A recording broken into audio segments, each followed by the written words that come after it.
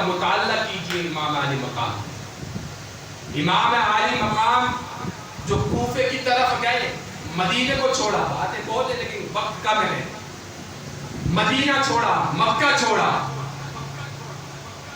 اپنا گھر بار چھوڑا، کوفے گئے، تو آپ دیکھ لیجئے کیا کیا تقریریں کی ہیں انہوں نے. وہ کیوں گئے؟ کوئی کافر اور مسلمان میں جنگ تھوڑی تھی، وہ تو حق اور باطل کے درمیان جنگ تھی. حق کو بلند کرنا تھا اور ظلم کو ختم کرنا تھا، نیست و نابود کرنا تھا. کیا یزید نماز نہیں پڑھتا تھا؟ کیا یزید کی فوج نماز نہیں پڑھتی تھی؟ کیا یزید نبی کریم علیہ السلام کو نہیں مانتا تھا؟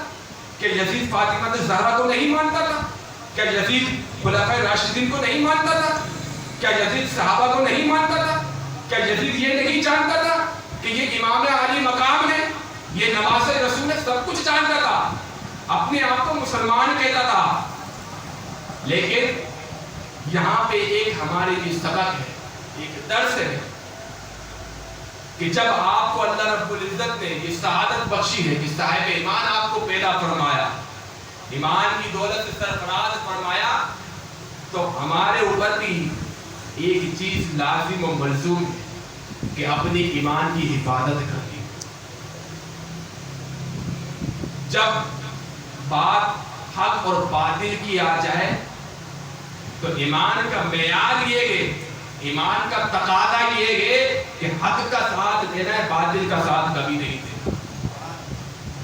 تو جب ایمان کے اوپر ہمارے بات آ جائے تو پھر چاہے سیٹ کیوں نہ ہو، دنیا کا کوئی امیر ترین انسانی کیوں نہ ہو، ہمارے سامنے حکومت کیوں نہ رکھ دی جائے، لیکن ہم کبھی اپنے ایمان کا سودا نہیں کریں گے، کبھی ایمان کو کچھ بیچیں گے نہیں، کبھی فروخت نہیں کریں گے.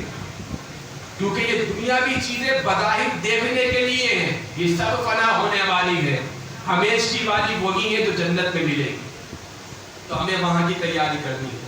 اور پھر اتنی بابرکت مقدس جگہ پہ ہم موجود ہیں، تو آج کی دن کی برکت سے ہم اپنے آپ سے یہ عہد کرتے ہیں کہ جو امام عالی مقام نے ہمیں درس دیا ہے کربلا کے اندر، اس درس پہ ہمیں عمل بھی کرنا، اپنے آپ کو شریعت کے سانچے میں ڈھالنا، 5 وقت کی نماز با جماعت ادا کرنی، قرآن پاک کی تعلیمات پہ عمل کرنا ہے، شریعت مطہرہ کی تعلیمات پہ عمل کرنا ہے، اللہ اور اس کی رسول کی رضا میں راضی رہنا ہے، اپنے رب کو راضی کرنا ہے اور آقا کریم علیہ السلام کو راضی کرنا ہے. اور جب ہم اس رستے پہ گامزن ہو جائیں گے تو پھر دیکھیے گا کہ انشاءاللہ جو پھر ہمارے آنے والی نسلیں ہوں گی، اللہ رب العزت ان کے اندر نیک صالح متقی لوگ پیدا فرمائیں. کیونکہ اپنے سے بات ہوتی ہے ساری کی ساری بات دل سے ہے کہ میں صحیح ہوں یا نہیں.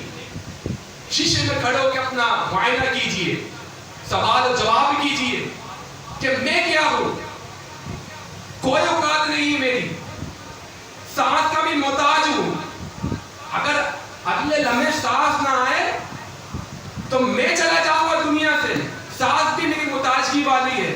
سب رب کا دیا ہوا ہے، تیری اپنی اوقات ہے کیا؟